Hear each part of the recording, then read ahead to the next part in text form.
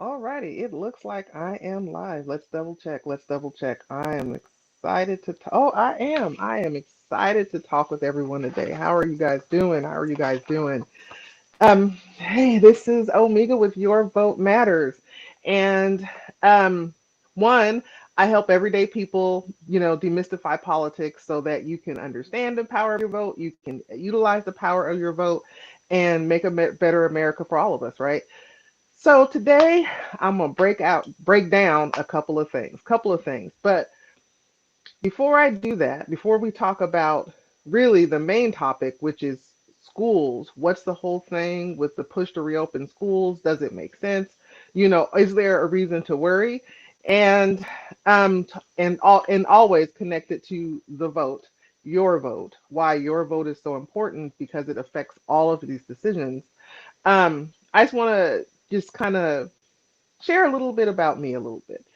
So, I did mention earlier that I have 20 years of political experience, either at the local level, at the state level, or the federal level, a combination of the three, where I've either worked for government or I've worked directly in politics to help people get elected to different levels of government. And what I have just noticed is that there is not a reliable mainstream source from a perspective of Black people. Yes, there are reliable news sources, absolutely. However, it's rarely from the perspective of Black people, and it's rarely really answering the questions and getting down to the real in the way that Black people can do it. And so I decided to lift my voice in this, in this moment, and also to combat disinformation that's out there.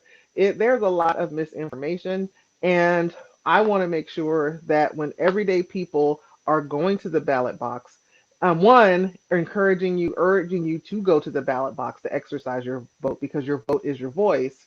Also, I want to make sure that you are armed with the best information, understanding what's at play in politics, where things are in politics, so that you can make the best decisions. And so that's why I am bringing this to you because I just want to be another source of information that helps combat some of the BS we see in the media. And so that actually ties directly into today's topic, which is why in creation are we pushing, let me be clear, we pushing for schools to be reopened.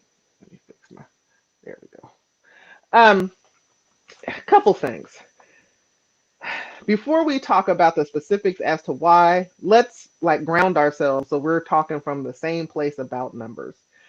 In the US, and I just pulled these numbers today, this morning, in the US, there are 3.48 million COVID cases as of yesterday. 3.48 million cases of COVID. And of that, 138,000 people have died as of yesterday.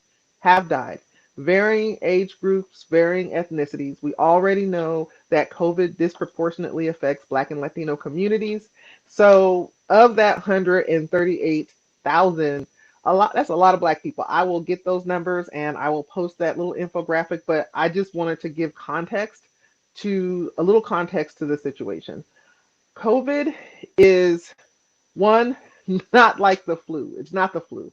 I I believe I'm in the process of getting the antibody test because I believe I had COVID back in February. And I am telling you, as someone who has never been that sick in her life, there ain't no damn flu. I've gotten the flu. That ain't it. Um, and why is that important? Why am I like kind of trying to ground this?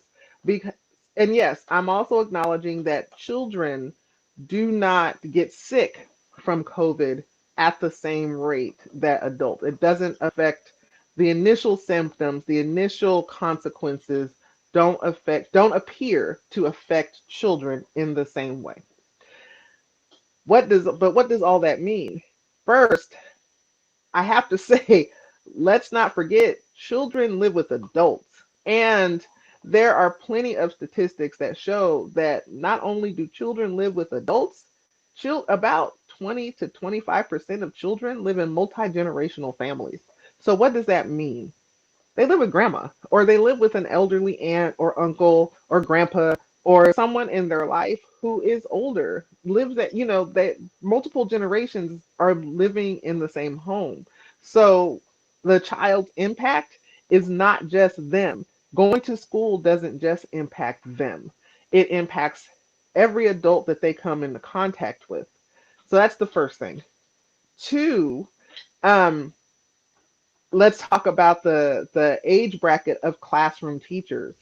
About a third of classroom teachers are 40 and above.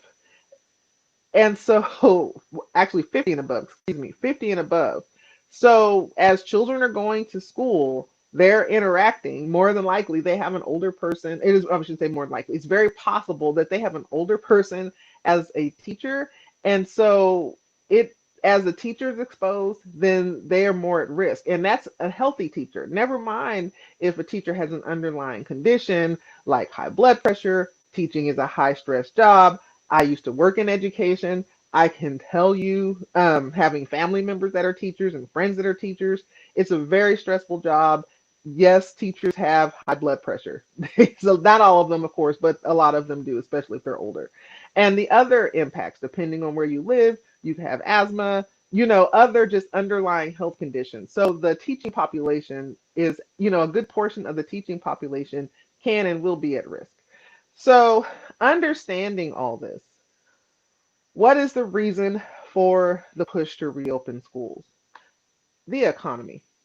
People are staying at home in part because they don't have childcare or a way to make sure that their children's education is being maintained. If they're at work, I mean, yes, there are some kids who will do their classwork, and then there are a lot of kids who won't. They just need more supervision. That's not a bad thing or it's not a good thing.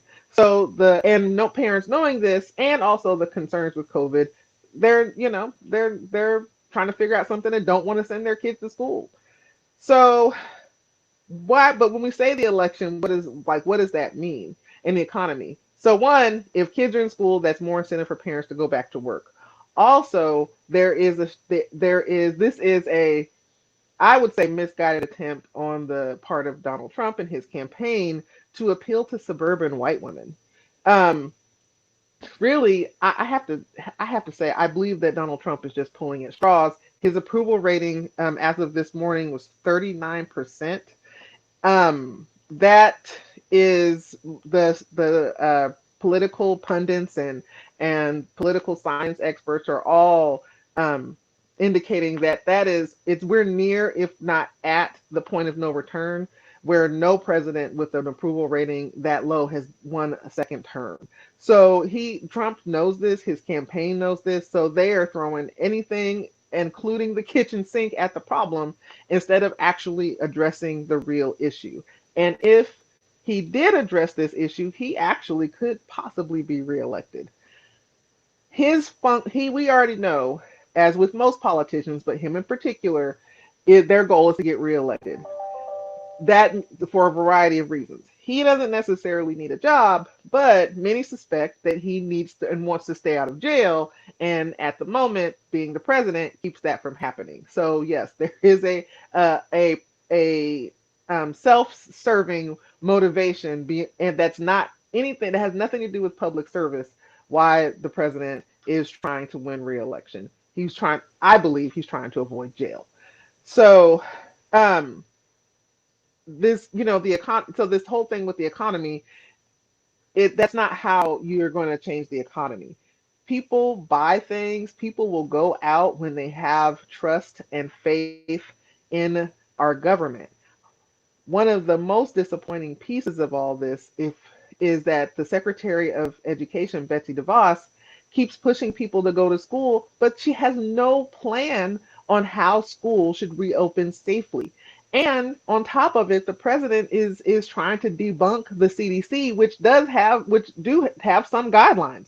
So I'm not sure what the strategy is with that. It makes no sense, but I can say that about a lot of things in this presidency. Um, and so understanding that it's not about child safety, really. It's not about, sure as hell, it isn't about adult safety, teacher safety, parent safety, grandma safety. It's about the elections. And so, how does this tie to the vote? and why you should vote and why your vote matters. Science has to matter. I am a woman of faith. I am a Christian. I was raised that way. I even in different times where I have challenged those beliefs within myself and questioned things in my life have reaffirmed those beliefs. I'm very firm in my belief in Christianity.